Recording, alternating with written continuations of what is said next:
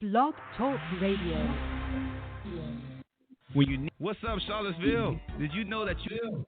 All right, no intro. We back. We have some technical difficulties. We'll copy and paste and put all the episodes together.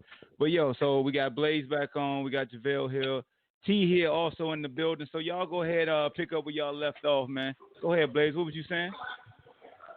Yeah, definitely. Yep. Man, everybody off mute. Toss Up Tuesdays, man. Y'all run the show. Toss Up Tuesdays. What topics y'all want to talk about? Toss Up Tuesdays. Man. Yo, this Patrick. I want to check in. Oh, what up, Patrick? What's going on? We talking about Eli, man. What do y'all feel about Eli? Has he done enough to be a Hall of Famer? Hey, Hawk, yeah, you got an echo, bro. Unfortunately, I do. Yeah. I don't know why. Everybody getting the echo? Yeah, it's a little feedback. Oh shucks. I don't know what. Hold on. I don't know what it is, man. But we're gonna have to just. It must be Blog Talk's board today. Apologize for that, but I think Eli's is a Hall of Fame. I mean, his name, 2 Super Bowl MVPs. So they already starting it. They put up how many quarterbacks got 2 Super Bowl MVPs. So, top 10 in passing yards. So he got all the numbers that they look for. I think his win-loss record is like he's 500 though overall. It's exactly 500. Yeah. Am I in on this? 126 and 126. What you say? Hey, but my only thing is, man, like with Eli, the coach that they fired, what was his name, McAdoo, like 2 years ago? For benching him? He basically wanted to do the same thing that they doing now. You know what I'm saying? He just wanted to expedite the process. They ain't want Geno to be the quarterback though. Yeah, okay. Maybe that's what it was. When you draft a kid as high as they did Daniel, I mean, damn Daniel, you can make that move now because you can justify like why you making the switch. Yeah. I mean,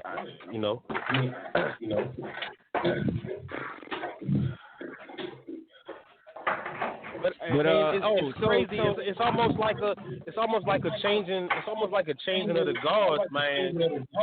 In a real fast time in the first couple of weeks. You got Eli bench, you got Drew Brees hurt, you got Big Ben hurt. You know what I'm saying? That's three. Hurt. Ain't no change in New Orleans. The rest of them, it might be a change. Ain't no change in New Orleans right now. That's a fact. Hey, but what you think about what you? Go ahead. Now, speaking of New Orleans, how you guys feel Teddy Bridgewater gonna do, or is he just holding it down to Breeze get back? Yeah, he gonna hold it down till Breeze get back. I think he'll be all right. I think it's just they got to change the playbook for him a little bit. Make the offense go through Kamara a little bit more. Is Taysom Hill gonna take over as the quarterback? No. Nah.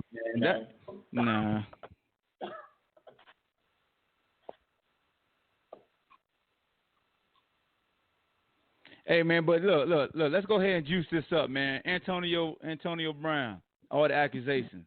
Go. Y'all believe him? Yay, nay? Is it because he said the word cracker to the coach and everybody coming after him? What is it? Let's go. We too cordial right now. I'm trying to spice it up. Go. I don't know. I think the Raiders set out to get him, boy. Huh? I think the Raiders set out to get him. Like, they just got people coming out the woodwork. I mean, I want to talk about the doctor who just let this man keep farting in his face, and now all of a sudden you owed $11,000. That's all I want to talk about. Yeah, that's crazy. Yeah, I mean, AB wild, man. AB wild, man. And like Hawk, you said it best, man. That man needs counseling, man. Hey, look, let me put. I'm also put this out there. Before you keep going, T. Black folks don't believe in mental health illnesses. Yeah, that's why when I said that, all folks was like, yeah, whatever. Black folks, our culture don't believe in somebody having a mental illness. They just say you soft, you need to suck it up.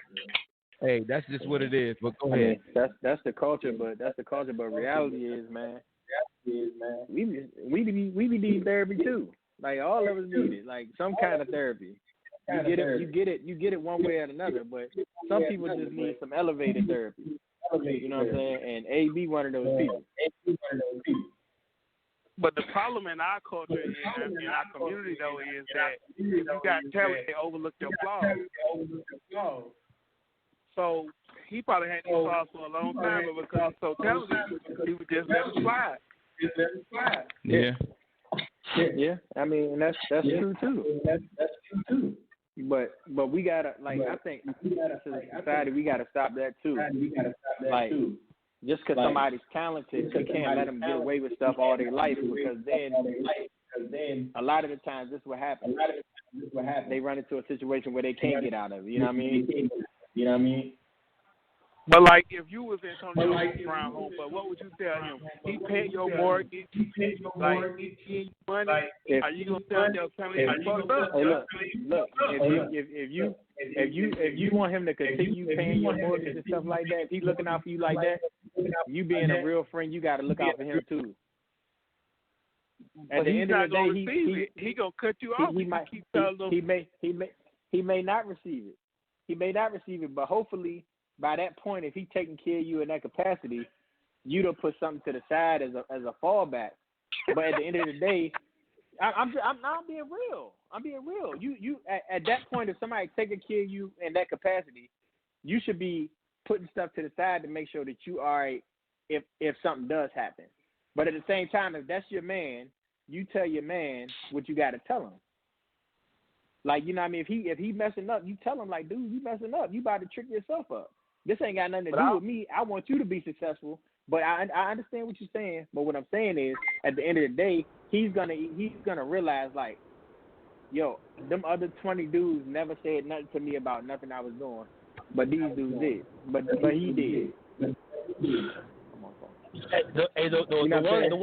The one big thing I take away from the AB situation is, and I know it may be a difference because it's a civil case and not a criminal case, but you know, when it comes to different statutes and the level of cases, you know, civil is just basically all about money. So if this woman really felt as if she was raped or taken advantage of or whatever the case may be, when I just see somebody, especially a woman, going after a multimillionaire just in a civil case, to me that automatically just says she wants the money.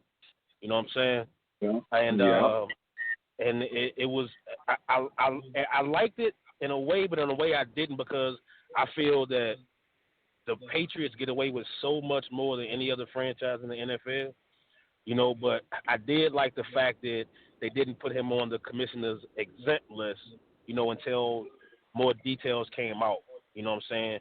But you know, I just the NFL is going to have to do something. Not just the NFL, but all professional sports. They're going to have to do something, because over the past 5, 6, 7 years, when it's been this Me Too movement and the women have started coming out of the woodworks, yo, if a woman wants to be bitter, or and not just a woman, but in these specific instances, if a woman wants to be bitter and she's vindictive and spiteful, all she has to do is come out and say whatever, and this man is suspended and he's losing money, you know, before any facts or any details have come out, and that's just wrong on a multitude of different levels. Yeah. Yeah, I agree with that. I don't have no argument. So Bowman said ain't nothing wrong with AB, and then secondly, you can't sexually assault the same person 3 times. We got 2 new callers on 406. You off mute. 3, 2, 1. You off mute. Everybody's off mute, so you can speak freely. talking about Antonio Brown and the farting in the doctor face and the female, the young alleged victim trying to basically get $2 million out of him. So, and also, did y'all see the new article as far as the painter, how he paid her $2,000 when he, disrespected her in his house and she finished the job, but then she said he still owed her $700 for a painting before that he was supposed to purchase. So he gave you $2,000, but he ain't gonna give you $700, and then she don't want to press no charges either. So I just found that odd as well. But y'all go ahead.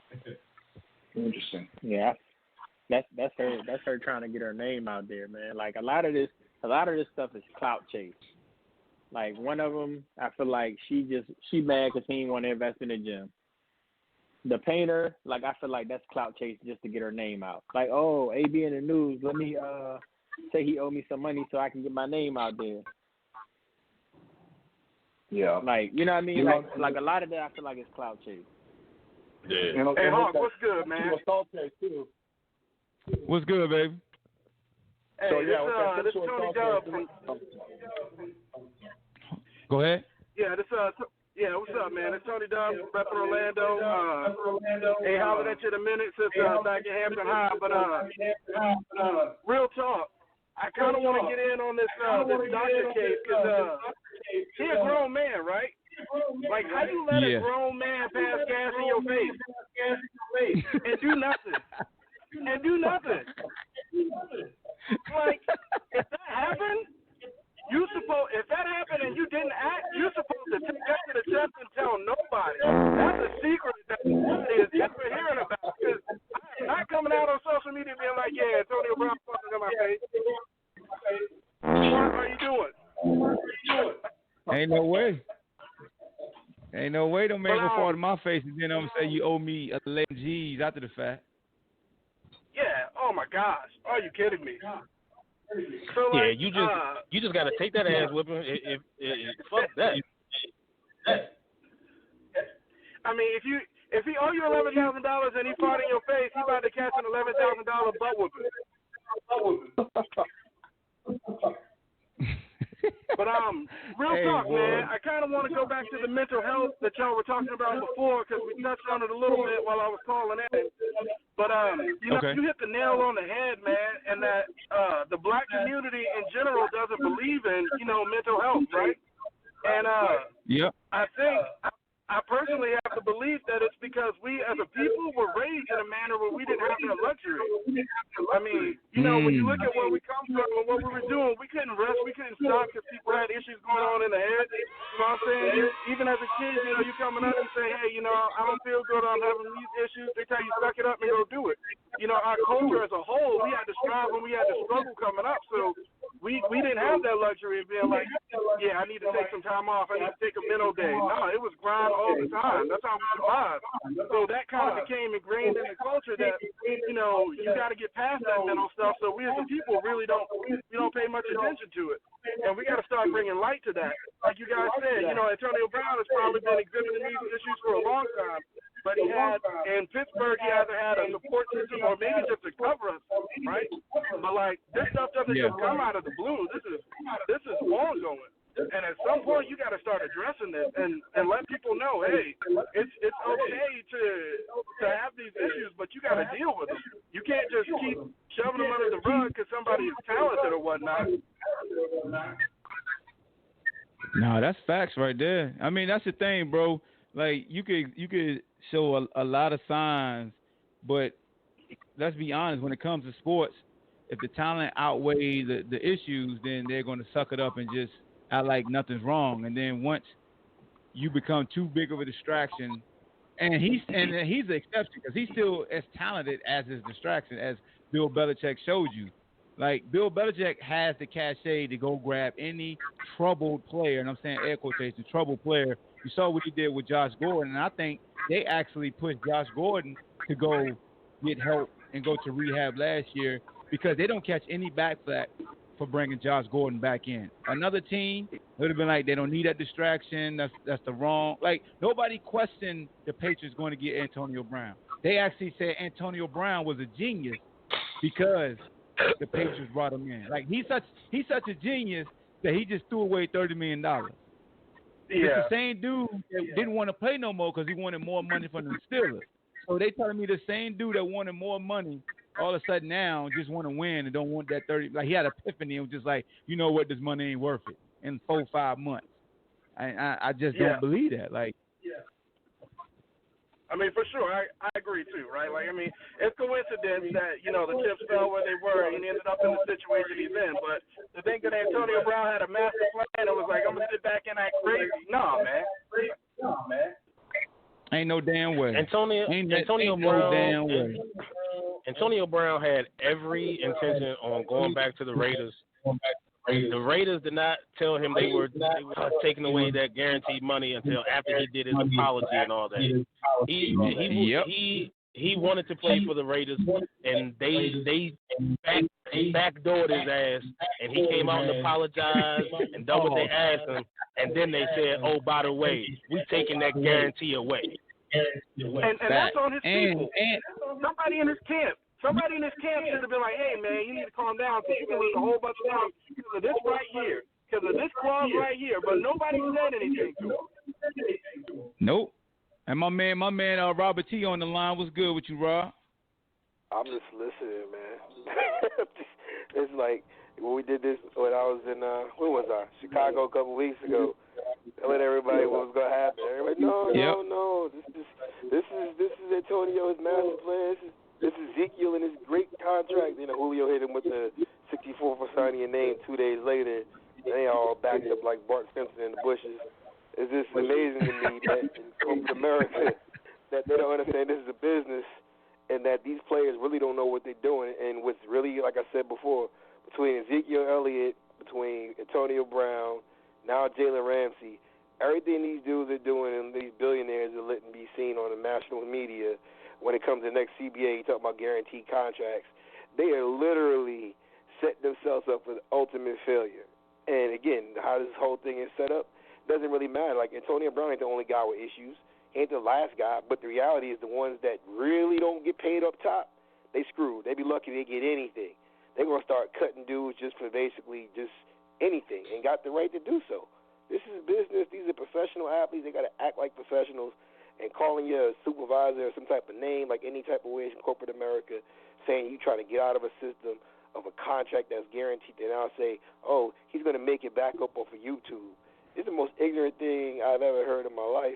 And the fact of the matter is it's unfortunate, but I just hope that shows like this start teaching, you know, future athletes and people that's aspiring to be professional athletes to understand that's not the way you go about doing your business.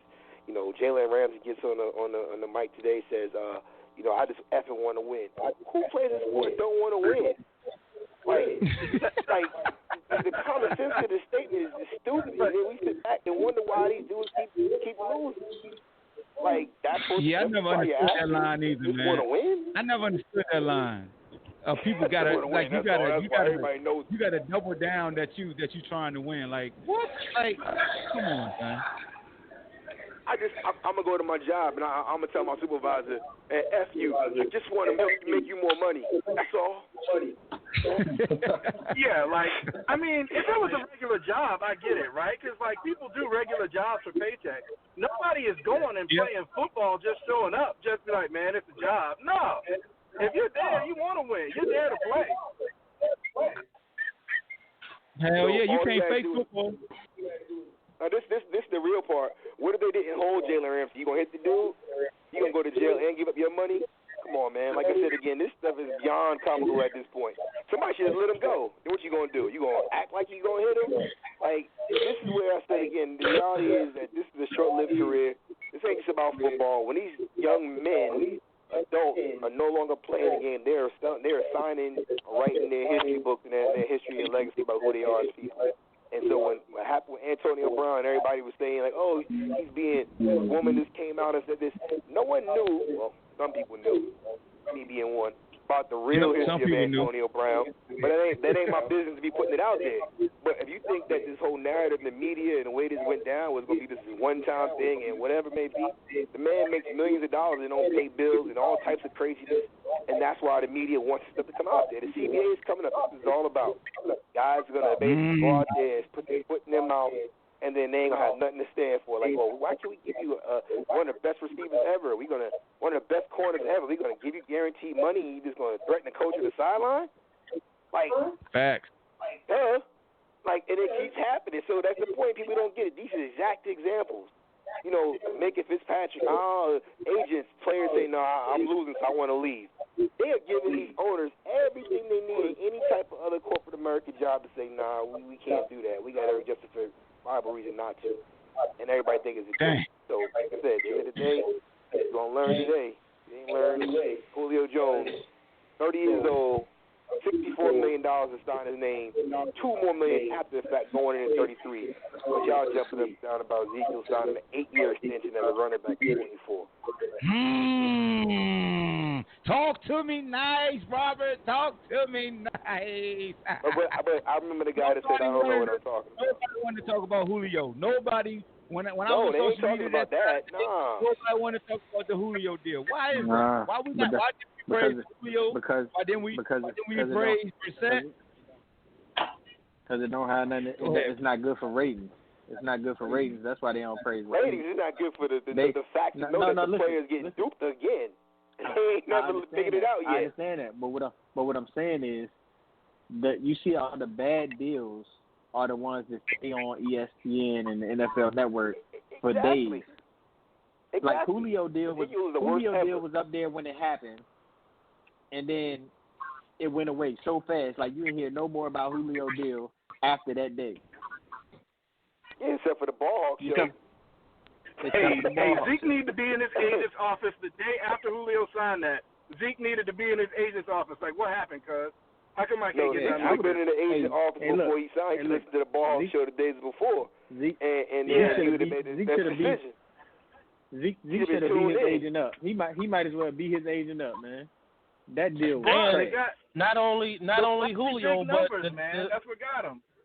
The day after we had the show, the last show 2 weeks ago, Zeke signed the next day or later on that night, and then a couple hours after that, Jared Goff signed a deal, and he got big money for 4 years. 110, 134, 110 guaranteed. 134, yep. That's another one that went quick that you didn't see flash on the screen for long. Yeah. But then they signed in 3 years, but he got an 8 years total, 6-year extension at the running back. You got Boo Boo and then sitting there smiling. Jerry Jones is sitting there like, this is too easy. Who next? Randy Gregory. When Randy Gregory said one more drug test, his next contract come up, he gonna be like, yeah, he gonna get that dude Monopoly money, and Randy gonna sit there and smile and sign for that too. Yeah, no, he signed his extension for 2 years. Yeah, Zeke contract is crazy because it's backloaded like shit, like $31 million in the last 2 years.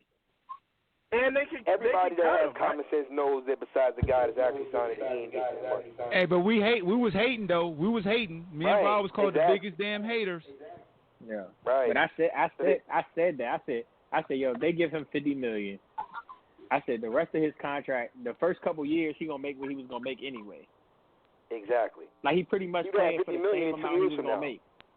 But wasn't that $50 million? Wasn't that? But that $50 million, wasn't that just $30 million added on to the 20 of his rookie deal? That's my point. Yes, that's exactly what it was. It wasn't a new $50 million. It's not. No, that's the point. And that's why I'm saying it's such a bad deal.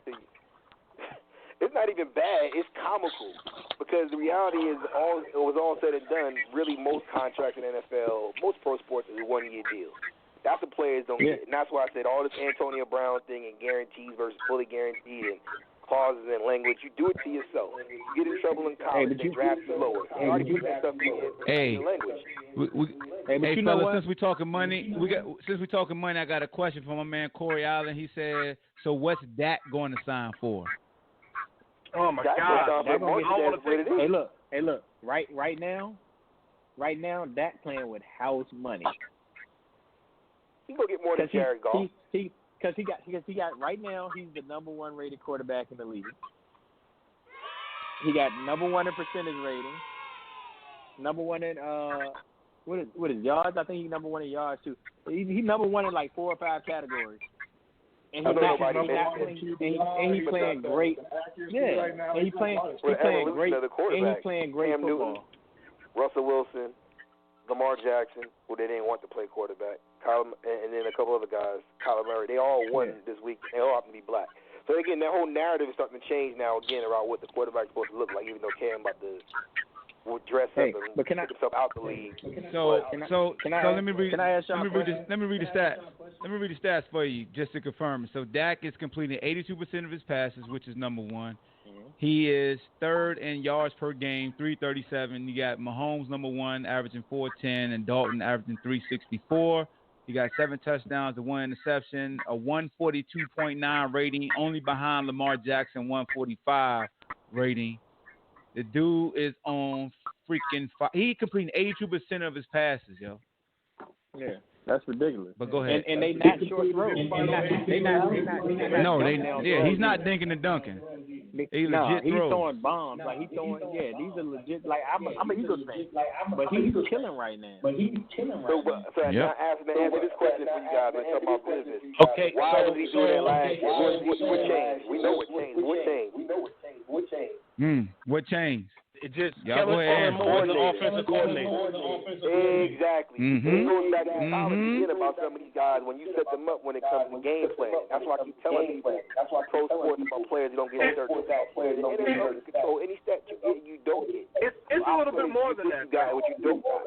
There's progressions, there's reads, there's game planning. Oh, we're gonna focus on make that guy the game plan. Them players don't make those decisions. Hey, look. So I got a question for y'all though. Wait. Before we get away from that Cowboys. No, we still going. Go ahead. I just want. Hello? Oh, yeah, my bad. I just want to say real quick, it's not just Kellen Moore, right? So, Kellen Moore changed the play. He changed the look a little bit, but the line is playing better. They're a little healthier than they were last season. They finally got some actual talent at receiver, right? Like, that whole put-together piecemeal receiver squad didn't work. They went out and they got the pieces they needed. They got the squad gelling right now. And so, Dak is sitting in the driver's seat. Like, everything is coming together for him. Needs to prove his work and his job. That's how these things happen. That's why I say it's always better when players end up with a coach that literally is like in their beginning of rookie years when they come to draft. Because that's how it works. Same thing in college. If a new coach comes into a team, he usually try to get rid of the other guys and say, oh, it wasn't my group of recruiting. Give them an extension of 3 or 4 years. So he'll bury the guys even though it's not their fault. And then they do the same thing when they come in. So now Kellen Moore, he got to make it look good based off of what he's doing so he can keep his job. This stuff happens. The same thing with right now with Eli going out. When the Giants go on 0-2 and they got a regular rest of the 16 games or whatever, 15 games in the regular season to sell PSLs and tickets and the New York market, they can't go back to this again. They have to put somebody, and this is how this always works. This is entertainment at the end of the day. So the reality is, just like the next team, whoever is the quarterback is in a situation where all of a sudden now it's not working out and they about to lose, except for Miami where they setting up these guys that look like Boo Boo the Fool, Chris Greer, and Brian Flores, the only black head coach and GM in the league. It's like I said 4 years ago when I said black on black crime when it came to Marvin Lewis, Mike Tomlin, and the other guy that was from Cleveland. Whatever, Marvin Lewis. No, but it was 3 of them. The other one, Hugh Jackson. The point I'm making is when they talk about the percentage of African American coaches in national football, you put them all in the same division. That was going to happen automatically. They're going to knock each other out. Just like when it came down to the African American quarterbacks. Usually, back in the day, you had Russell Wilson and 2 other black quarterbacks with his backups. They went with Cam Newton when they had Joe Webb, and then they had Tavares Jackson. So it was like, then you had E.J. Manuel with Tyrod Taylor in Buffalo. So you talk about how they stack these guys that literally you're not going to make it because they're going to end up knocking each other off. So even now, like we talk about the Cowboys, it's the same thing. But Dak is up, Kellen Moore is there, and Kellen Moore has everything on the line as well as that. That's kind of how it has really worked. And so you will be surprised about how many players literally have a better opportunity just when somebody comes in and really want to put them in situations to win, where others don't want you to win. I go back to RG3 and Mike Shanahan. No, he didn't really want to listen. RG3, but he didn't want him there. So if he didn't want him there, there's ways to get him out of there. And that's the National Football League in itself when it comes to a contract. Right. Based and incentives and all this other stuff. So, like I said again, Dak's on a great upswing, but that's why he'll get that money because at the end of the day, That's all he had to do. Prove the numbers compared to his actual counterparts. That's why I just mentioned about all the African-American quarterbacks that won this week. Jacoby Brissett, Lamar, and Dak, and Mahomes, and the other guy. So, that's going to also help set precedent about those guys get paid going in the future. That's all this stuff is. It's a copycat league. So y'all feel like why the Eagles would pick up Jordan Howard, trade for him just to put him in a running back by committee, not even use him to his actual skill set. That doesn't make sense to me, and I feel that's why Wentz is struggling in these first halves because they don't have a legitimate run game to move the ball, and he's struggling with it. But it doesn't make sense to pick up Jordan Howard just to use him in that back by committee. It makes no sense. So does anybody take in consideration that, and I'm not taking nothing away I'm not trying to be a Dak hater or a Cowboy hater. I'm just trying to be devil's advocate. Does it matter that he's put up these numbers in? Because it's really only 2 weeks. Like I don't try to get too high, too low until at least halfway through the season. But the first 2 weeks, he played 2 of the top of the bottom 4 defenses in the league. Does that matter? And this week, this week he plays the all Dolphins. NFL teams. They're all NFL teams. And who did Baltimore play?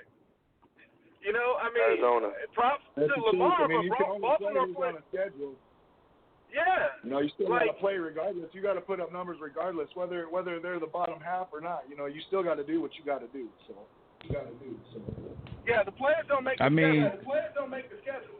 I think sometimes when people say, look who they playing, they forget this is the highest level competition. It ain't like college when you get to play lower level competition. Like this is the NFL. This is the best of the best. That though, because if y'all haven't noticed, the Patriots keep winning Super Bowl, keep getting easier schedule in football, including. And again, this is gonna make all. I said this before on your show, so I'll say it again.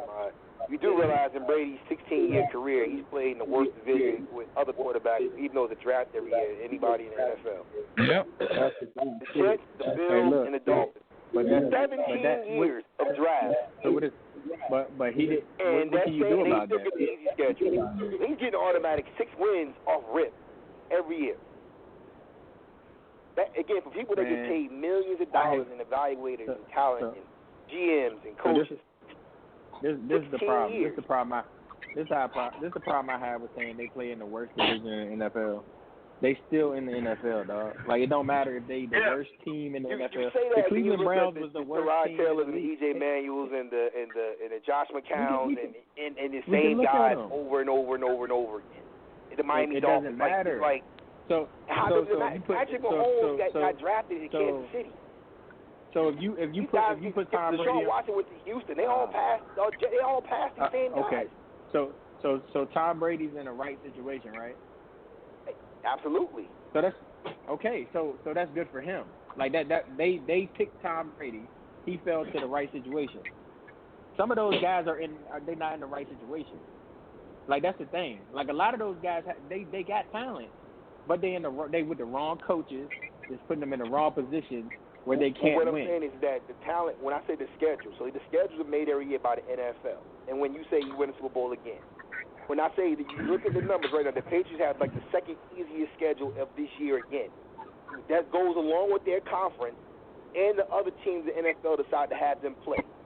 This has gone on all the time. And Amon, you the stat guy. I know this to be a fact. You keep pulling this stuff up. Yeah. They play the weakest competition every single year, even though they win. So they almost all right. So they play. I don't feel that. The NFL doesn't have anything to do with that per se because these schedules are made the same way every year. No, your division, it is that's true. Your division, no, it is. Your division, you always have your 6 division games. And then your entire division plays one other division. Your entire division plays one other division from the NFC and one division from the AFC, and then you play 2 teams that you finish with the same place in your division. Say 3rd or 4th, so you play 2. So every division only plays 2 teams different. Every other 14 games are the same. Right. They pick the divisions though, and it's not by like random. They got like guys that go in a meeting room and they do this right before the season area, and they do it and the timing is based off of what the ratings and the rankings are, how they feel like they want to sell tickets. Right. That's how that stuff goes. All right. So look, the this Patriots' is first three games. The Jets. I mean, they had the same the thing. Dolphins, the Redskins. Hold on. That argument is whack because it's the same thing. I'm not a LeBron fan. That's not my guy, right? But it's the same thing as saying, LeBron only did this because he was in the East. That's the fact. Like he still had to go through the best players. It don't matter what he did in the West. We're talking about he still had to go through the best players. Like they were still playing. You had to bet on an East Coast team in the NBA versus the West Coast team. You gonna pick because LeBron in the East? You gonna pick LeBron? It depends. Over the best in the West? It depends on what team it is. I said the best in the West. Who's the best in the West right now? Well, again, over the last week, it's been Golden State, or it was who was the other team? They beat Golden State one time. Ah, yeah. Okay, yeah. So that would have been a lucky bet, right? There we go. That would have been a lucky bet.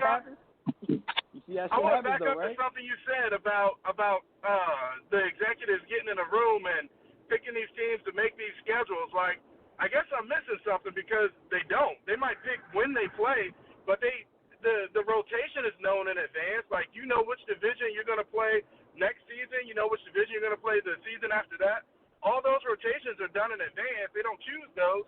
And then the only two perfect games. Example. Perfect. You're right. Perfect. So if y'all look, if you look at let me just look at this right now. I'm looking at it right now. So I agree with that. So you can go back since they made this schedule format for about the past 10 years, and the cycle repeats itself. Like it doesn't change. So you can't help what team is good the year before you play them. So like I'm not saying the Patriots can. I'm talking about the 32 or 31 other owners, and again, a 16-year career. So right now, if we all know sports, tell me the best quarterback that Jets had since Brady started playing, or the best quarterback that the Miami Dolphins and the Bills had since he started playing. And they play two times a year for 16 years when GMs get paid hundreds of thousands and millions of dollars. And Buffalo. And Buffalo. So you tell me how they got that wrong for 16 times in a row. Which one? But I see what you're saying, but I just feel that I'm saying that just like LeBron in the East, when Brady has an advantage, again, not saying he's doing it, I'm talking about the league. Like all these people saying about the Patriots. So, like I said, the reality is if you're playing nobody your entire career for the most part, you get the heads up and it jumps in the home court advantage and these new rules they come up with, whether it's this gate or that tuck and that tuck that's now a fumble again. At the end of the day, like I said again, when you were Tom Brady, you looking at, you Bill Belichick, who are you looking at that ever worries you in your entire career? No, I understand. I understand that, but I don't think that the NFL knew 10 years ago that now in 2019 16 years. I'm not saying Buffalo. I'm saying new. I'm saying how did they keep getting it? How did those three teams in that division, and you're talking about parity, cannot get it right? That's all I'm asking. No, I'm still waiting for people to answer that question. What's the best quarterback in That's a good point. So you're saying that the Dolphins owner and the Jets owner and Buffalo owner is saying, we're gonna lay down and let the Patriots win every year? Did Megadis get traded? Did Antonio Brown get traded? Did all these other guys get traded? These certain teams right now. I'm saying, where's the trade to New York? Where was the trade to the Bills? Where was the trade to the Dolphins and South Beach? Where was all these things going on with all these different same salary cap rules going on for 16 years? That's all I'm asking. So when I keep saying this stuff entertainment at the end of the day and things go the way they wanted to go, and again, Brady is a cash cow, I get it. And that's why I said you asked about Dak earlier. I'm saying all this stuff entertaining. So the reality is because of Dak the way he is, and again, right now, we're talking about how these things are going to go when it comes to the NFC East. Dak is in a position, unfortunately, for the Eagles and the Redskins fans, even they play Haskins. The NFL likes their guys to stay where they at and where they make the money most and where they're going to put their bread at. So Dak's going to get his money because of that, regardless of his wins and losses. And like I said again, Brady's almost 44 years old. Again, almost 43 years old. And but like I'm saying, these guys are supposed to be the best of the best. That's what you guys said before. if they're the best in NFL teams, how do the best in coaches and owners can't get it right for 16 years? Patrick Mahomes ain't been in the league for 16 years. John Watson ain't been in for 16 years. Lamar Jackson ain't been in for 16 years. How do the teams in that division don't get it right? They don't have that coach. And the coach that drafts the players. But that coach makes a huge difference, bro. Because other than that AFC East division, every other division basically has a rotation or some type of parity where there is no one dominant team. Other than that AFC East. In the North. I mean, but you still got the Ravens in the North, and they've been good over the past 7 seasons.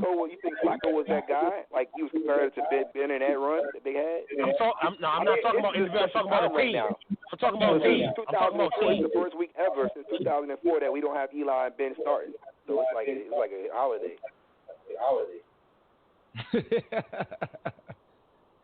I'm just saying. So when you say as all the best of the best, you do realize in the history in the last 16 years, there's only been like 4 quarterbacks in the Super Bowl. Peyton, Roethlisberger, Brady, and Eli. That's it.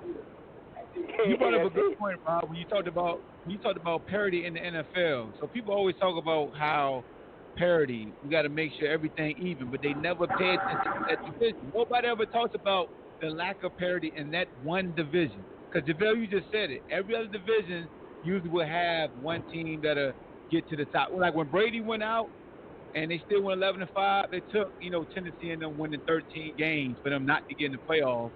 But other than that, they've been like, it is mind-boggling because when people talk about parity, they never point to that division at all. But that's just geographical, man, because the NFL, when they changed the divisions back 10, 15 years ago, the only team that they didn't put geographically in their area was the Cowboys. They kept them in the East. Every other division has geographical tendencies. I mean, and that's just how it worked out. What does that? But what does that mean to what we were just saying, though? You said I don't know the best of the best. It was the best of the best. Only about 4 quarterbacks won Super Bowl in the last 20 years. So you brought up an interesting point that kind of makes me think about it, right? So like when you look at these monster pickup trades, you know what I'm saying? When you look at these trades that Patriots are always getting the best deal on. They're getting the best end of the deal every time they make a trade or they pick up a free agent. Like, how are they able to do that consistently? Then come play in that whack division too, huh? Interesting.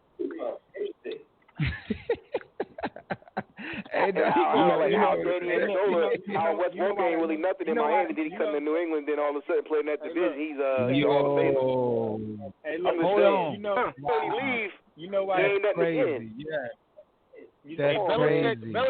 Belichick is one of the only coaches who gets rid of players a year or two too early instead of keeping them a year or two too late. And he's done that forever. Nobody else would do it. Hey, look, like Hogan and Amendola and Welker. Hey, but he's the only coach that's allowed to do that because any other coach looked at like they're crazy. But he's earned that right to when he make a move, it's never questioned too. Because of his you see, he just traded for a guy last week and cut him 2 days later. Yeah, he traded for him and cut him 2 days later. But this the thing. This the thing with the Patriots. The reason they able to do stuff like that and they get the best deals because they got so much consistency in the front office. Yep. Like if you look at every other franchise, it's so much change every year. So what front office you talking about? You're not talking about their coaches, right? So all of them with other players. No. I'm not talking about the coaches.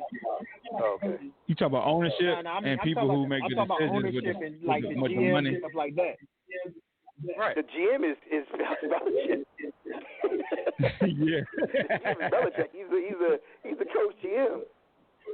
Yeah, I understand. They got a money guy, but they don't pay really money out there. That's why Darrell Reeves is the only guy who really got over on him. Yeah, but what I'm saying is, everybody thinking Brady taking pay cuts because he want to win. It ain't because he want to win. It's because the coach is there. They don't pay you. That's why when everybody got hyped, said Antonio Brown that $20 million next year, it's like Reeves. He ain't gonna see that. He a 1 year rental. Not at all. Like I said, these guys go into that division in that league, and that's why, again, the point I was making really as a whole is if you compare his numbers to who they are and who he's playing against versus a guy like Brady playing that division, it's going to look a certain way. Everything's going to be skewed. You got to pay attention to the competition. When you say, oh, the NFL is like the best of the best, I'm like, no, it's not. No, not at all. When you Wes Welker and then you go play for the Patriots, this is when you're in Miami because you ain't as effective playing in that AFC outside of that division somewhere else. In that division, you look like a world beater. But I mean, I don't. It's not within the division though. It's everything, man. You got to it's the situation. It's the play call. The Jets play last night. I think I understand what you're saying, Robert, but those teams are trying to win, man. Those teams are trying to win. That's what I'm saying because nobody beats the Patriots. Nobody beats the Patriots really. So you can't just say just because that division they're beating up on the whole league. The Browns don't beat anybody, and the Browns is mollywop the Jets. After they got 41-3 in the first week. First of all, the Jets on their third quarterback. And it's a prime example. That's a perfect example. And the Jets did spend money on the Jets spent money on Le'Veon Bell. Okay, the Jets spent money on C.J. Mosley. The Jets spent money on Jamison Crowder. So it's not like they're not trying to win, bruh. And they feel that they have a future quarterback in Darnold. So I mean, I don't. It's not that they're not trying to win. It's just the Patriots are that much better than everybody else, man. And they got the best coach out there. Win. They has never won. Yeah, and again, they had other quarterbacks. They got Darnold, but to get Darnold, they had to be almost the worst team in the league. Which again, that was for like 4 years in a row. To get to that point. Eli beat the Patriots twice. Right. He played in the NFC. Nick Foles beat. Who was Eli's competition in the division? Quarterback. I'll answer some questions for y'all too. Donovan McNabb and whoever else was with the Eagles. But McNabb was going early. I mean, Eli and McNabb played for a couple years against one another. In the beginning, that's what I'm saying. But yeah, so everybody talking about Eli like his last what up, Darren? games, 31-50. What up? 31-50. Hey, but Robert, would you not say unless you have and we could just look at the quarterbacks right now, present NFL roster. Unless you have a top, I would say 8 to 10 quarterback, you're probably not going to get that deep in the playoffs or be Super Bowl contenders. You have a few outliers with the Ravens defense and Tampa Bay's defense, in the early 2000s. But other than that, if you don't have a top flight quarterback, you're not going to be successful, man. You're right. So I think you can say that. That means Zach is a top flight quarterback in this era. Seattle went, and Russell Wilson wasn't Russell Wilson that is now. Peyton Manning got the Super Bowl. Yeah. I'm saying, but right now that means Dak's a top flight player. And he was mediocre. So he's a top flight guy. But you can't say top flight over 2. No, hell no, you cannot say for 2 games he's top flight. Come on, man. You said this man got 2 games. That's the point. I'm comparing to what you just said. They played 2 games, bro. It doesn't really matter. Okay, so when he go out and throw for 500 against the Dolphins, against the Dolphins on Sunday, he's supposed to get $200 million guaranteed contract. That's how this whole thing works out. That's what I'm trying to say. So Patrick Mahomes gonna get $250 million guaranteed for $350 million total. Exactly. You play the Jets 3 times, Baker Mayfield gonna get it too. That's the point. So when Patriots are playing Miami and the Jets because they trying to win, when Dak plays the Dolphins and he does what he does, he gonna get paid. So I makes him, I guess, a top flight guy. But like you said, there's only gonna be 8 of them, not that many. So the Jets, you just said it yourself. You said the Jets on their 3rd quarterback, so that would by default make Dak a commodity. They need an asset. Jets on number 3. Dude got mono. Like what? Hey, and when did I never had it, but that shit. I just saw something before we got on here. They said like week 5. So this is gonna take him like 3 or 4 weeks to heal from mono. That's to be healthy again. That don't mean get back in the swing of things. No, that don't mean go back out and take a snap on the city. Yeah, because the screen, man. You got to watch the screen. That could really hurt him. Hey, Rob. That's Rob? D. Robert? Yes, sir. Hey, I got a question for you. This is going to be a money question, right? Because I tagged Hawk into it. So I don't want to go back to Kirk Cousins again, but, I'm going to go back because I'm really upset about this. I thought there was a way out of his I looked at his contract, and I thought there was a way out of his contract. $84 million guaranteed. I don't want to know who was his agent that got him this glorious contract that he got. He has a no-trade clause. This is what Kirk Cousins did. This is kind of what Le'Veon did. And he said a little bit last night before the Monday Night Football. There's no one fully guaranteed versus guaranteed. Kirk would not sign a long-term extension with the Washington Redskins.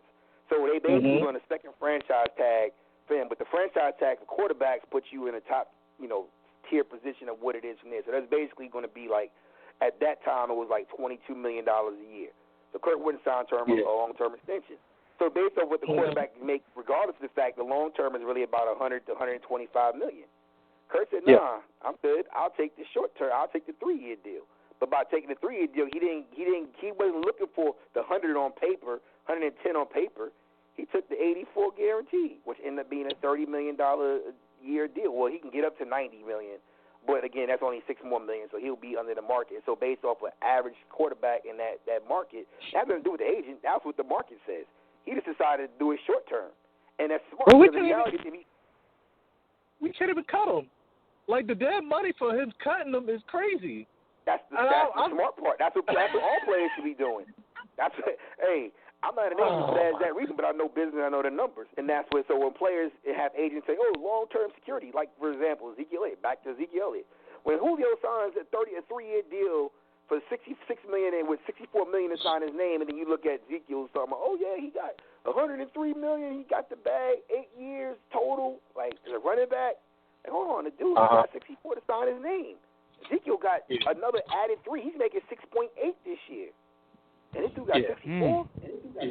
64 to 6.8. Hey, Darius. What you don't understand? Even if it don't work out with the Vikings after next year, he's gonna get paid again, bro. Exactly. He's gonna be on the Jets.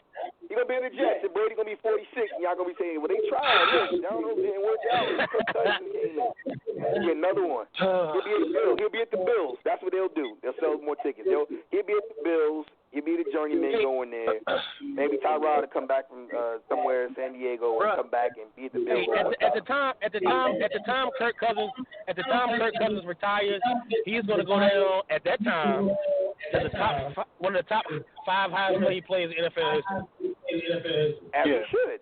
As he's definitely going to be behind Sam Bradford. So again, that makes Dak worth that money. But listen, so from your argument, if I'm Dak, who got that feedback? Not me. It's everybody. It's everybody. Okay. All right. Keep rocking out. Okay. If I'm Dak, I'm waiting until Patrick Mahomes gets his contract, and then I'm looking at Jones. No, he's not on Patrick Mahomes level. Come on, Darius. Yeah, I wouldn't. He need to get it before that. I'm not saying that he is, but I'm saying for right now, for what he's doing right now, if he keeps on this pace, I mean, are you going to deny him that money? He's not going to keep on denying him. You're not going to deny him. Or to get close to it. He's not going to complete close to 80% of his passes in the next 14 games. That's not going to happen. I don't want it to. Believe me, I'm not a Cowboys fan. But if the wins and losses, he has wins and losses on this side, and then now the man, you can't deny the man is definitely better as a thrower this year. He's shown that he I tell you what. At halftime of that game Sunday, the Cowboys had 85 yards. He had an awesome second half. But it wasn't like he came out and threw for. I mean, have a problem with, because 2 weeks ago people were saying, "Oh no, Dak not worth that money. Dak ain't this, Dak ain't that." He came out and torched the Giants, and he had two good quarters against the Redskins Sunday. And now all of a sudden, Dak a top flight quarterback. Get the fuck out of here, man. Y'all got direct TV, right? I'm sure somebody got direct TV. Anybody got direct TV? Listen. And just last year, everybody said Lamar couldn't throw.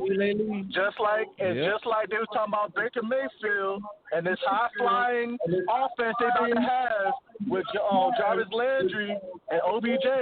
I expected to see a spectacle, and he's been looking like purity trash.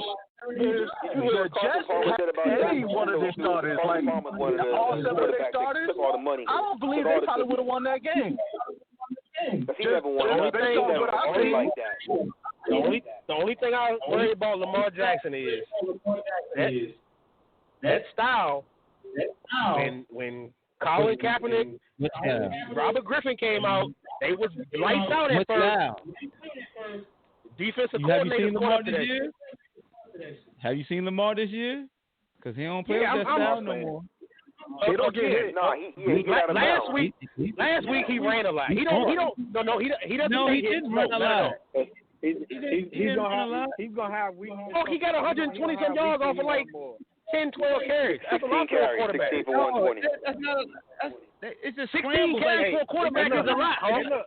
Lamar, bro, it's it's not designed run. Last year. That's not a lot. It don't matter the carries, it's the hits you take. If he's not taking hits, who cares if he rushed 15 times? It's the hits. Russell runs at least 10 times a game. Like he'll have games where he goes off like that. So I want to make sure y'all understand this point when y'all keep talking about Dak, not this. Y'all talking about Dak as regarding the football. It ain't got nothing to do with it. That's why I mentioned about Direct TV. Anybody got Direct TV, or if you go to like Buffalo Wild Wings, you walk through and you see that little sign, you see Dak right there. Dak took the Oreos commercial from Cam when he was out there acting before he started putting on the wigs and whatever else he's wearing. Yeah, he sure did. And Dak plays with the most expensive, the richest team in America, the Cowboys, and he's young.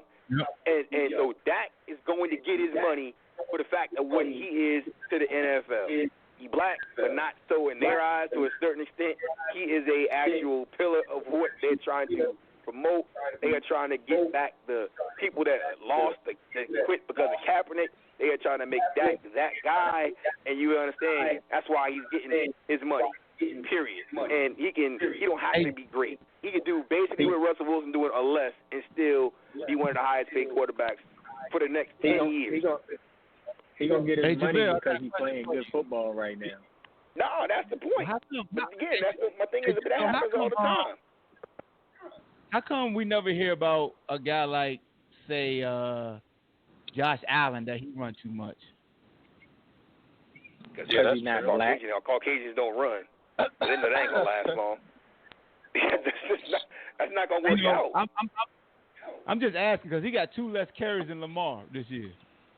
Yeah, he ran a lot. He ran a lot last year. He in Buffalo, right? That was their top 10 pick.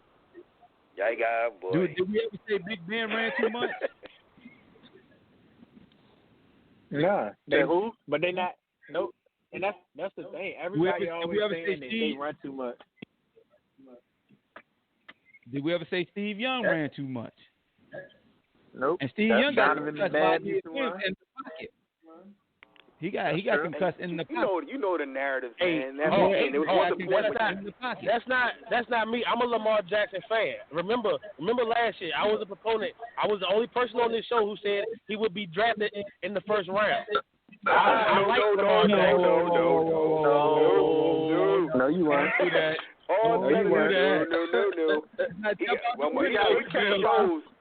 Matter of fact, I will go back, and I will post that podcast. I will go back and find it. You can find it. I drafted in the first round. We have Lamar rated higher than quarterback. You have Lamar rated in the first round. I said Baker Mayfield. I mean, I just get tired. No, I get tired of the narrative that black quarterbacks don't get a chance. That's bullshit. It's 60 to 70% of the black of the college quarterbacks are black, and probably a third of the NFL starting quarterbacks are black right now. So that narrative that they don't get a chance, that's out the window. You're right, JaVale. You're right, JaVale. Throw it out the window. You're right. Look, you starting to see that switch though. When Cam first got into the league, they won't know. You know what I'm saying? That's why he's so damn beat up now. They won't treat him like one of the white quarterbacks that protect him. I got a rebuttal for you, JaVale. When it comes to second chances, do you see journeyman quarterbacks like a Seaman that's black? Okay. Do you see any Matt Flynn's? You know what I'm saying? Okay. Maybe not now, but you had seen him in the past, bro. Like a Charlie Batch or Rodney Peete. Like they've been out there. Like if you're good enough, man, you gonna get to play, bro. They played for years. They played for years. Hey, JaVale, calm down, JaVale. Let me finish. Let me retort that. You pulled out 1 or 2 over years. I could name 4 or 5 every year for a Caucasian quarterback. Every single year, I can give you 4 or 5 that you know shouldn't be on the roster, but we could give you 1 or 2 black guys over years. That's why when you say it's bullshit, it's not. Yes, in college, yes, black quarterbacks dominate college, but when it comes to getting paid, keep the coaches from getting are fired, they afforded the same opportunity? Are they afforded the same opportunity? How many black quarterbacks are starting in the NFL now? I'm not talking about second or third string. I'm talking about how many start right now? How many are number 1 quarterbacks in the NFL? JaVale, don't be Tim Tebow right now talking about NCAA players shouldn't get paid. Don't be that, because you're looking at the I'm talking about surface. right now in the NFL, Hulk. How many black quarterbacks are starting quarterbacks right now? I'm not talking about 10 years ago. I'm going to answer your question, because this I know you're looking at the surface. Yes, they will give us the starter, but what happens when we're not the starter? Are we afforded the same opportunity to be a backup and just collect checks? Yes, they'll put you at the forefront just to say, I told you so, get your ass out of here. But they don't give you the redemption. We're not afforded the same redemption, so we can say that shit don't exist, because it does, fam. It does. I know talking about race scares the hell out of folks, but I don't care. I meet it head on. It's the truth. So, yes, Kyler Murray is a starter. Yes, Russell Wilson is a starter. Yes, Patrick Mahomes is a starter. Yes, Lamar Jackson is a starter. Yes, Cam Newton is a starter. Yes, the boy in Indianapolis is a starter. That's 6 that I just routed off. So out of the 8 divisions in the NFL, there's at least one black starter in every league. I gave you 6 out of the 32 teams. If you like those numbers and you are satisfied with those numbers based off what you see in college and those numbers, then more power to you, sir. But I'm not satisfied with the numbers I see in college and the percentage. To the percentage when you're getting paid millions, I'm not satisfied with that. I can't do it. I can't co-sign that. You do realize the majority of those that start in the NFL even out of those starters in college, how many actually put up numbers and are better? That should. How many? Maybe I should reframe the question. How many black quarterbacks in college that are good who don't get a chance in the NFL who should? Because all the best ones get a chance. They get a chance, and you can't just say just because it's sports. Because this happens in every walk of life. It's just the black athletes are just the black athletes are just. JaVale, let's keep it a stack. Since you want to go, let's keep it a stack. How the hell did Mr. Trubisky get drafted before Deshaun Watson? Not even and Patrick Mahomes. I'm not saying that was wrong. And Patrick Mahomes. I ain't gonna stop right there. I ain't gonna stop right there. How did Josh Allen get drafted before Lamar Jackson? Because Hawk. Because come on, Hawk. Come on. You have these. Because you got these 70. Hold on. You got these 70, 80-year-old owners who they want the fucking white quarterback. I'm just saying. But it's changing. It's evolving. No. You're all about evolution. You're all about evolution. No, that's not true, bro. You're all about evolution and changing. But it's getting better. It's getting better. It's getting much better than it used to be. It's better, but it's not going to change overnight, bro. This is how I want to say this real quick. I'm not talking right now. You said it's not talking. It's always been like this. So the guys like Dabo Swinney, the guys like Nick Saban, again, it goes back to the whole Jalen Hurts and Tagovailoa situation. The coaches in college, and again, there's always been a scenario where you will let a quarterback, particularly African American, he will run your offense and run around, and he will keep these coaches in college employed. They win championship, blah, blah, blah.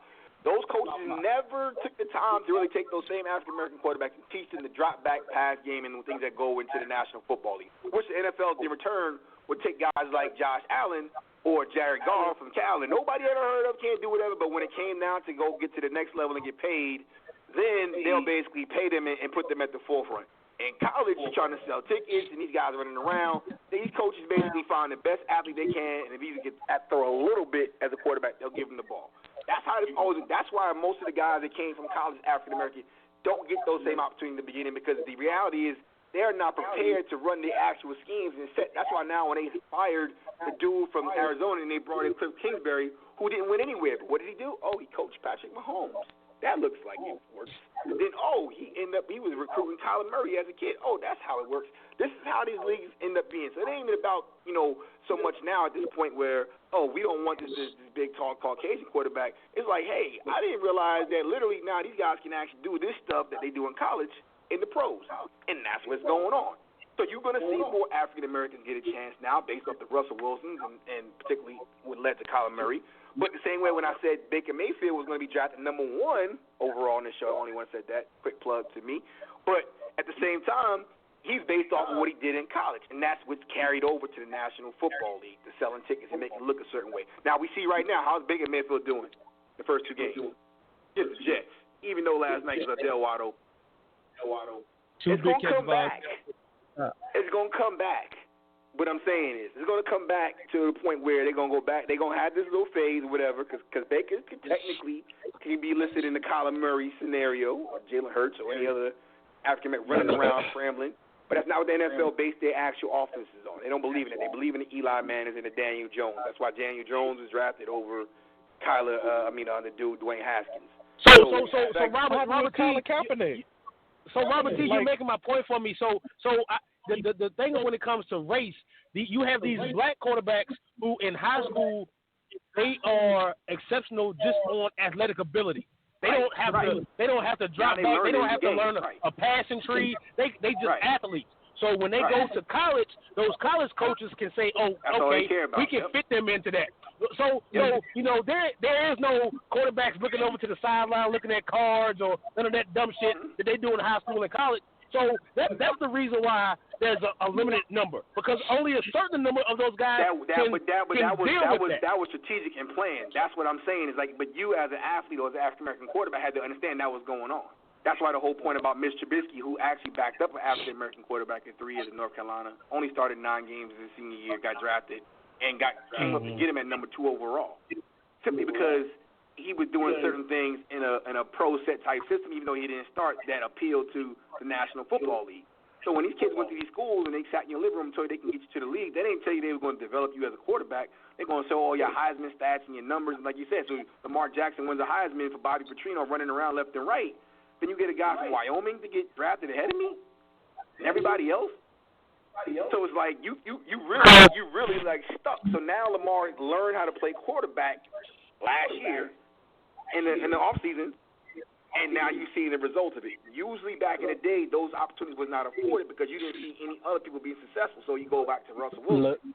Those guys, Russell was a third rounder who was pushed out of North Carolina State, so he couldn't play quarterback. And then my thing with Josh Allen, you look back and like you said, Robert, I believe that these GMs and more GMs, I think the owners who know football, they sit back and look and they say, I want a quarterback like that.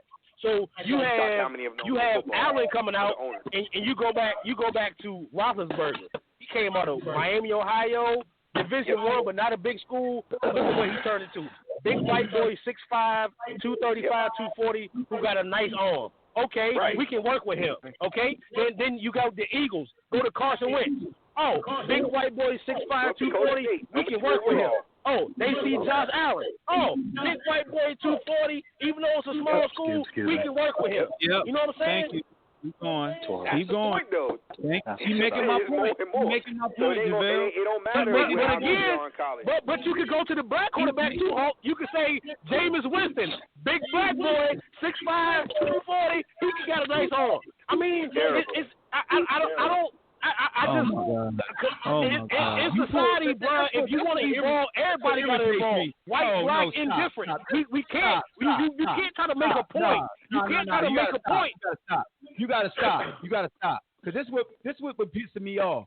So y'all pull one token black dude to be like, see, it happens for us too. You could rattle off Cam 3 or 4. Newton. Okay, Cam Newton. I was using stature size, Hulk. Those are the only 2 big black quarterbacks in the league. I was just using stature. JaVale, let me finish, JaVale. Let me finish, because I was getting to the nitty-gritty. The grits with some damn sugar, not salt. It takes a black quarterback to win a freaking Heisman just to be elevated at the same level as a pure mediocre guy from Wyoming that's big and tall. You have to win the Heisman just to be on the same level. You got to be extraordinary just to be respected. Why they can be ordinary and elevated. Why is it different? Because it's sport. It happens on every walk of life, in every profession, not just football.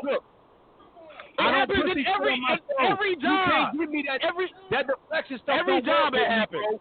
Every job the white man is going. Hey man, that's bullshit. Every job the white man is going to get a better opportunity than a black man. If you want to use race, that's not true. It happens in every walk of life. You can carry that shit. You can carry that. Every walk of life, not just because it's the fucking NFL. I ain't gonna let you finish.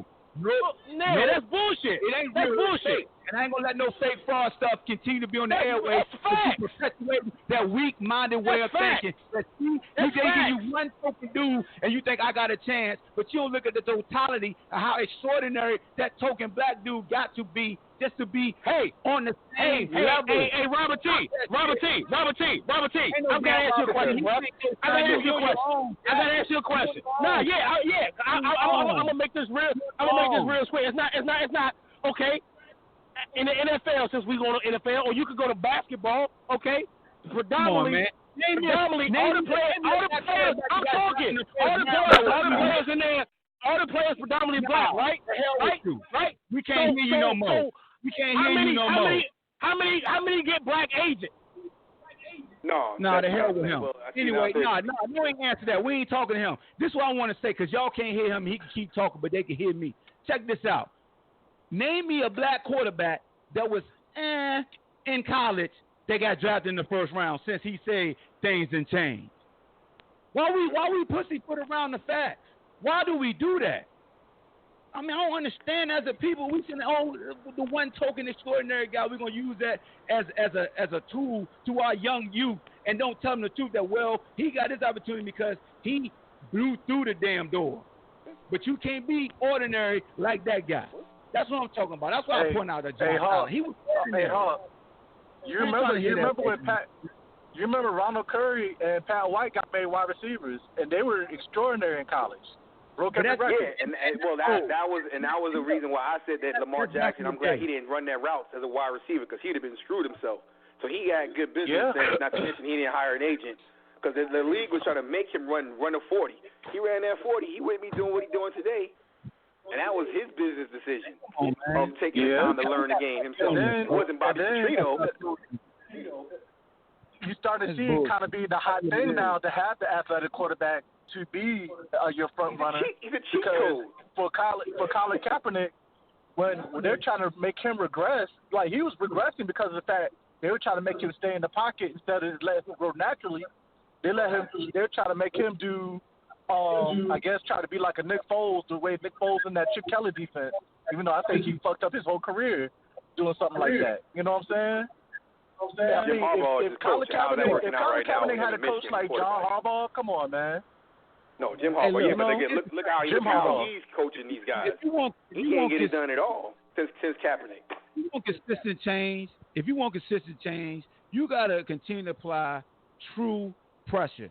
Tell the whole narrative. You just can't pick the best of the best and just say, see, we got a chance. That's not the truth, because it's not fair. We got 8 black or non-white starting quarterbacks in the NFL that I could think of off the jump out of the 32 teams. So, yes, we are progressing. But we can't sit up here and say, but they are afforded to the same leash. Yes, no. But you still got to have the same mindset to be like, yo, yeah, we making progress, but let's not sit up here and when you see a Seaman or a Nathan Peterman keep getting chances to start. But that goes back to my point about how these guys are acting in the media and how they act and become as professionals. So it's the same thing as the quarterback. Thank you. Lamar Jackson can't be driving 100 miles an hour showing his wristwatch going with Instagram lives, because the bottom line is it ain't gonna work out. It ain't gonna work out. Yeah. You gotta understand the business the job you're applying for. If Dwayne Haskins, you want to be the quarterback from New York, you should have stopped doing the Rocky chants and stuff. If you see how they like Eli and that's their market in corporate America, if you wanted to be number 6 overall pick, you should have did that instead of every time somebody posts something on Twitter, you got something to say back to them. You ever see Eli? Somebody say something back to Eli? Or Eli say something back to them in the New York market? No.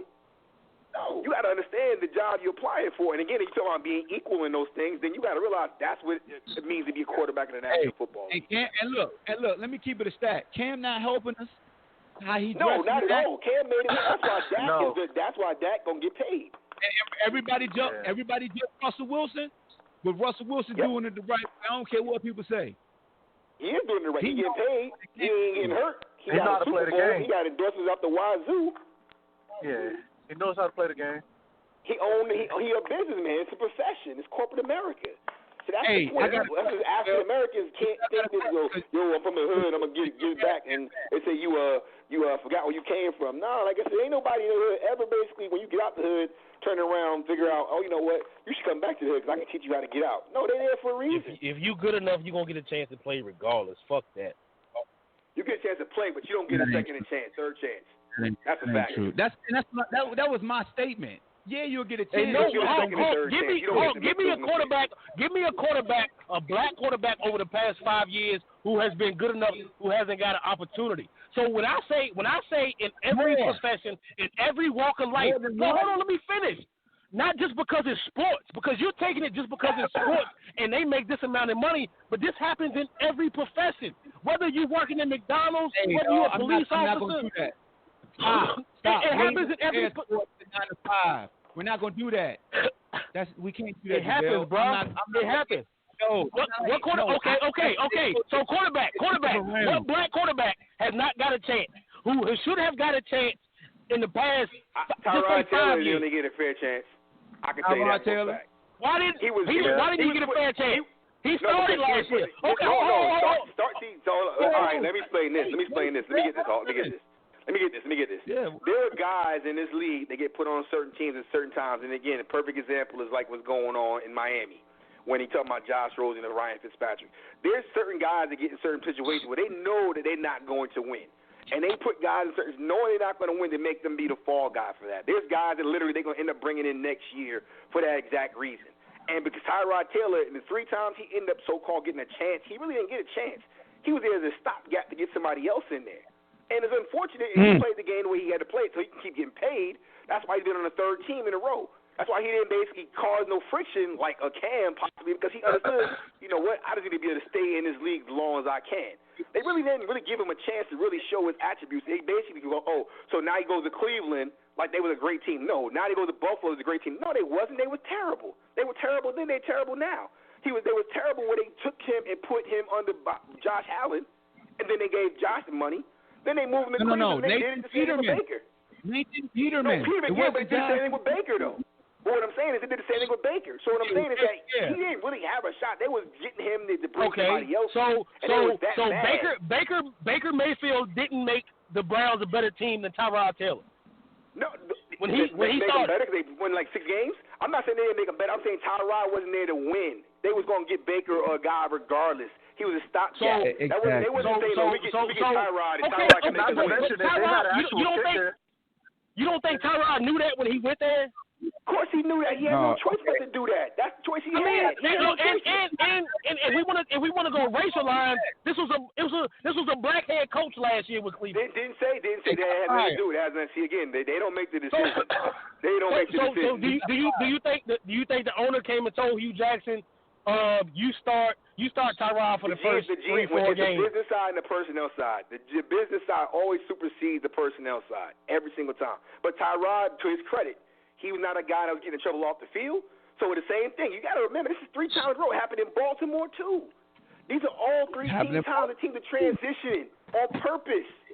And then they went and they used Tyrod for him being a good guy, for picking up the system, not causing any friction, and went until he ended up over there. Now he's over there in San Diego, hoping maybe Phillip will leave.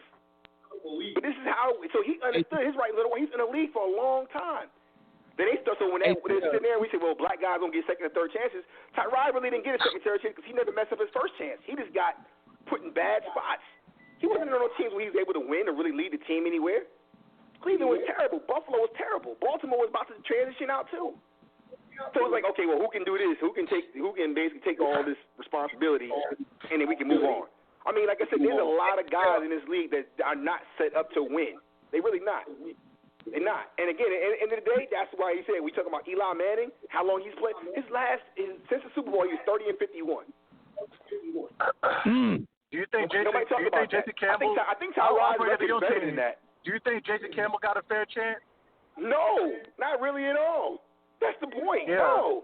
Who he had around him? Look at how many offensive coordinators while he was there? Yeah, 6. That's my point. So Tyrod's the same boat. So you got to talk about apples to oranges. So that's why I said it's not even the most about a race thing. It's about a position of the actual position that they play.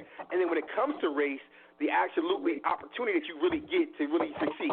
Daniel Jones, you can guarantee you he ain't going nowhere for at least 2 to 3 years, no matter how bad it gets. Just like when Kurt Warner lost his job to Eli, he ain't going nowhere. You don't get that same opportunity to screw this up. Look at Blake Bortles. Let me make a comparison. Bortles got 3 years. Hold on. Let me make a comparison because I'm glad you brought him up. Because JaVale, we talked about Haskins. Should he start for the Redskins? And I said no, he probably need to wait. And this is why. Say if the Redskins started Haskins the same time they start Daniel Jones, and both of them have the same identical record, who can be given the benefit of the doubt more? And the franchise got something to do with it. I ain't gonna lie about that. It absolutely has everything to do with it. Their marketability and what they try to sell and who their constituents are. Every single time. Who gonna buy those PSLs, personal seat license? When I see a dude like Tyrod Taylor make the Pro Bowl and take Buffalo to the playoffs, and then they bench him for a dude named Nathan Peterman. Do 5 interceptions in the first half? Was it like that? Was it 5? For no reason, bro. 5 interceptions in the first half? It was like 5. Yeah, it was like 5. You do 5 interceptions in the first half. And it started next week. Hold on, but does it hit harder because I've been knowing Tyrod since he was 7 years old? Yeah. That threw a monkey wrench in my belief in the system. Because I seen what that kid did in Buffalo when he got there and got his chance. But then you saw Nathan Peterman for no reason and didn't have an explanation at all how you started him in the show when he threw the job in. Uh-oh. You good, dog? Jay. Because you act fucking stupid. You should be taking my fucking shoes off.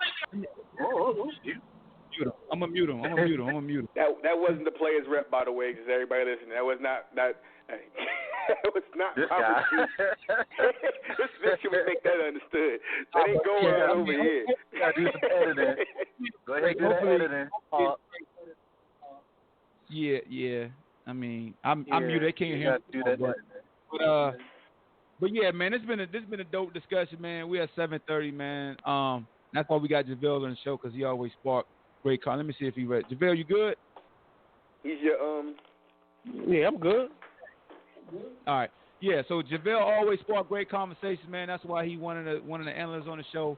But we done reached the point, man. We've been on 90 minutes, and people don't like to listen to podcasts over 90 minutes. So before we go, if y'all want to shout out anybody, speak your piece. My Wahoos, they balling. Our Wahoos, me and JaVale Wahoos balling. Darren, who you like in football?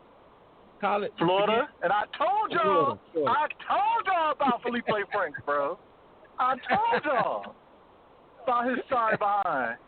Shout out to Jalen Hurts for getting his Heisman this year. Look, believe me, I don't want him to get hurt. I didn't want him to get hurt like that. I don't want to see no player get hurt like that except for Kirk Cousins. That's the only person I really don't care about. Damn, D. Come on, D. Why you gonna do crap like that, cuz? He got 84 million guaranteed. I'm just speaking as a fan. I'm just joking, man. But nah, for real. I told y'all about Felipe Franks, man. And then I don't know if y'all got to this real quick. Jalen Ramsey. Did y'all already talk about that already? We glossed over it. We ain't really talk about him. What you got to say? You got the final word. What you got? Nah, I just wanted to know, like, you know, they're talking about really trading him, but they want 2 first-round draft picks, so it's really kind of like a fake thing. My thing is, where do you see him going, or where would you want to see him go? Kansas City. And like as a fan, Kansas City. Because that'll load them up for them Patriots. Load them up. Yeah, we show Patriot. We'll see what Brady do then. Fanboy want him to go to the Eagles, but the true realness in me, I want to see him go to the Chiefs because they got Juan back there. They got the Honey Badgers back there. You put Ramsey with them. Woo! Oh, yeah. Close off both sides of the field. Yeah. Hey, to me, it's gonna have to be a contender because they're gonna have to, if the Jaguars make that trade, whatever team they trade him to, they're gonna have to he's gonna have to agree to sign an extension because next year is his 5th-year option, so he can set out next year come off season, you know, and the team will be screwed. The next conversation is about the NBA and NFL is the same. Like I said, so now. The Patriots is just like the NBA with LeBron in the East. So when you talk about him getting traded to one of those teams ain't trying to win. They get the same amount of money as everybody else. So now y'all going to have to figure that out. Always leaving them cliffhangers. He like an episode of Think about it. Robert T. in the building. So, JaVale, that was your final word you said? Go ahead, say something. Oh, nah, man. Huh? Tony Bennett. Say something about what? About the Wahoo football and basketball. Yeah, man. Hey, Saturday Hulk. I hadn't seen Scott like that in probably 20 years, bro. You know what I'm saying? And you brung a mantra a couple months ago. You know, if they win, people will come. You know what I'm saying? And that was one of the best atmospheres, you know, that I've seen in a long time. So. Big ups, man, and I when we had a show back in the spring when the schedule came out, and I told you the only game we was gonna lose was to Notre Dame. You said the only game we was gonna lose to Notre Dame. No, I hope y'all don't lose to Notre Dame. I'll talk so bad about y'all. Don't let Notre Dame beat y'all. I mean, we gotta go up there. We gotta go up there. You know what I'm saying? Oh, okay. So that might be the only game the rest of the year we not favored in. You know what I'm saying? But I really like the direction that we going. You know what I'm saying? And as far as my skins go, hey, it's week 2. It's week 2. And after being up close and personal in Philly last week and in the Cowboys last Sunday, we a whole lot better than people think. I went to both games. Oh, hey, why are you talking about the Redskins? Y'all play Chicago next, right? Next Monday night, yeah. So Khalil Mack put out a tweet of the dude from SpongeBob eating at the table and had Morgan Moses in the top of it. I know. That's messed up, man. Hey, cause see, they already got in their mindset that they gonna switch Mack to the left side of the defense to go against Morgan because him and Penn, they friends. They played together with the Raiders for years, bruh. You know, so that was already something that came out yesterday. But, I really think, as far as the Skins go, bro, I mean, we took a huge youth movement, and you know, I'm not one to make excuses, but that first half against Philly, we dominated. We dominated that first half, and Deshaun Jackson, he loves playing against former teams. He loves it. And Josh Norman is not a man cover corner. You know what I'm saying? He needs to play with a strong. I'm just saying. So when he gets put in positions where he has to be man up, you know what I'm saying, 25, 30 yards plus, he's not right. With no safety over the top, he's gonna get beat 80% of the time. And when you got Deshaun Jackson and the kid from the Cowboys, that's gonna happen every time. You know what I'm saying? Smith? Yeah, Devin Smith ran right. And your safety, I don't know why he jumped that short cross. He could have bumped Josh off and took the deep post because Josh Bell giving him inside leverage. I mean, give him the inside, letting you know that he was expecting safety help because Josh is not a burner, so Josh is just not gonna give up inside. And he already knew. He was playing out and over. He was playing outside over the top, and he was expecting that third inside help that never came.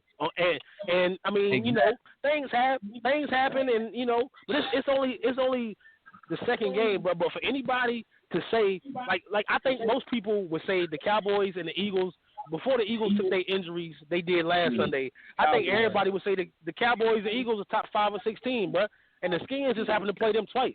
But after if Aguilar could catch, they would be 2-0. Yeah, I mean, I agree. Damn.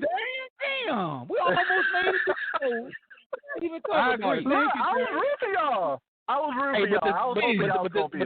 The same thing I say about my Skins being 0-2 is the same thing I say about the Cowboys or the 49ers being 2-0. It's a long season, bro. It's a long season. All right, that's enough. That's like your final point been an hour talking about these Redskins, so we could go now because Darian disrespected Aguilar, and now he the little Giants again can't on the toilet paper. So on that note, I appreciate my analyst. JaVale did it again. He got the whole panel revved up. Man, I don't know how he do it, but he do it. And y'all better hit JaVale up, man. If y'all listening and y'all big head honchos, hit JaVale up if you want some clicks, because God, that dude always start trouble, dog. And Darian, that's always love, Hawk. All right, bro. All right, bet. All right, everybody. That's the show for today, man. Hopefully you enjoyed it. We extended it. So I'm releasing all in one shot because all you get is one shot, like Eminem said. So, you know, it's going to be on BlogTalk. It's going to be on Anchor. It's going to be on it should be on Spotify because I ain't got no copywritten music. So it'll be up on Spotify, be on YouTube, PodBean, Spreaker, Stitcher, everything. So make sure you listen to it in its totality while you going to work or while you working out. It's the BallHawk Show. Shout out to the sponsors. The views expressed by myself in the panel does not reflect the sponsors of this show. Just want to let you know. BallHawk, we out of here. Baby.